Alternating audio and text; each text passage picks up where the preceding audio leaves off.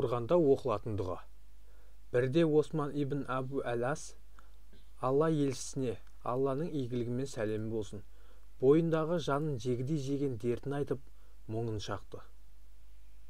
Сонда Алла елшісі, Алланың игілігімен сәлемі болсын, оған: денеңнің ауырған жеріне қолыңды қойып, 3 рет Бисмилля, бисмилля, бисмилля деп айт. Содан кейін 7 қайтара Әузу биллахи ва қудратихи мин шарри ма аджиду ва ухазир. Қазақша мағынасы: жаныма батқан мына дерттен және қауіптенген басқа да ауру сырқаудан Алланың ұлылығы мен шексіз құдіретіне сыйынамын деген дұғаны оқы деп айтты. Әузу биллахи ва қудратихи мин шарри ма аджиду ва ухазир.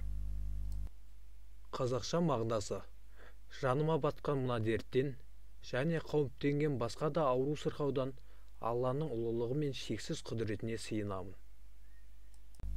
Әузу биллахи ва қудратихи мин шарри ма аджиду ва ухазир. Қазақша мағынасы: жаныма батқан мына дерттен және қауіптенген басқа да ауру сырқаудан Алланың ұлылығы мен шексіз құдіретіне сыйынамын.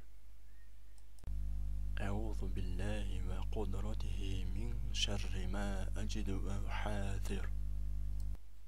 Қазақша мағынасы: жаныма батқан мына дерттен және қауіптенген басқа да ауру сырқаудан Алланың ұлылығы мен шексіз құдіретіне сыйынамын.